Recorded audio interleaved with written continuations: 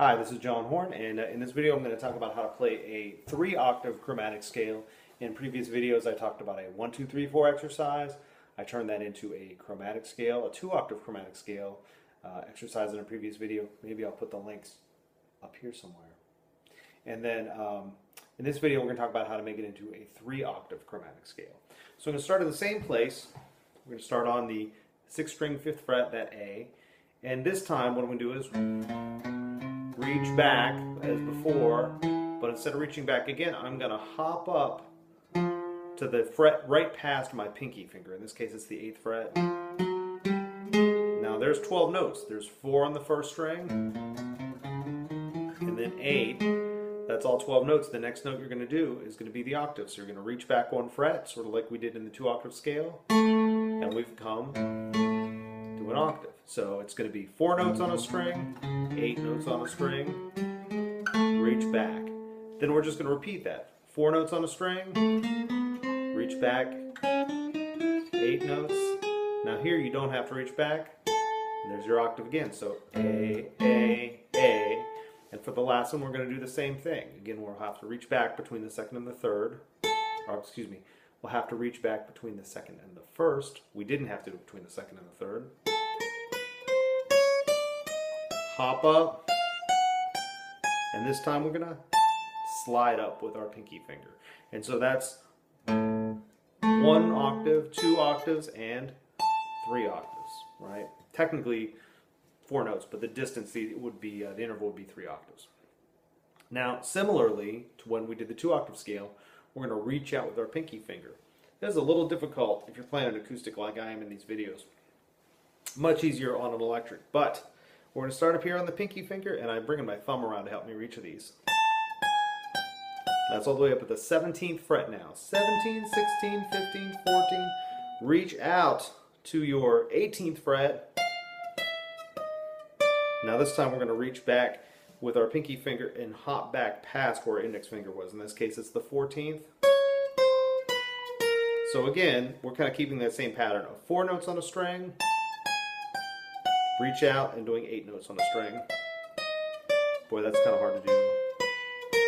Now we'll stay on the same frets. We're starting a new A right here on the 14th fret of the 3rd string, and we're going to do 4 notes and then 8 notes on the next string. So 4 notes, reach out, 8 frets, reach out. There's your 12th fret A on your 5th string there.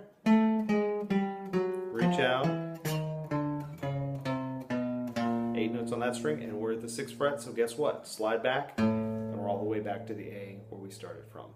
Pretty sweet. Yeah, I think so. I'm easily amused. So here we go. Here's the full 3-octave scale. I'm going to take my time. We're not going to go for speed or anything, but starting again, 5th fret, 6th string. Here it is. 4th fret, 8th, 7, 6, hop up to 10, still on 10, 9, 13, slide up to 17, and on the way back down, I'll see if I can keep this all straight, 18, 14, still on 14, 15, 11, 12, 13, 9, slide back, and you're back down to your starting A. Basically, the rule is every time you play an A, you play 4 notes, and you move to the next string and you play 8 notes. It doesn't matter if you're ascending or descending. Now, you know, there's no rule that says you have to do that all the time. You could do 8 notes on this string and 4 notes on this one, or you could do 8 notes on each string. You know, then you'd really be climbing up the neck quickly, etc. And if you wanted to try to cover all of the notes on your guitar, one more thing, we could start down here and play and add those notes. So now we've got E, F, F sharp, G, G sharp, A. So we added 5 more notes. That is the extreme low end of the guitar, all the way up. Now, up to that A. On my guitar, I've got, what, 3 more notes? Your mileage may vary because some guitars have 21 frets, some have 22, some have 24. So depending on your guitar, you may be able to keep climbing up that E string. That's every individual note on your guitar. Is that the right way to say that? That's not every note, obviously in every position, but you've played every pitch available on your guitar. Everything else that we didn't play, like this note, we played that someplace else, you know? So in other words, we played every note that there is, but not every possible position for that note, okay? So this is a great way to, you know, just kind of make sure you have one way to get through every note on your guitar, warm up, play from low to high. Eventually you could work out doing some speed with that, but for now, that's great, just to make sure you can go all the way up and back. Good way to start thinking about keeping your place with different positions.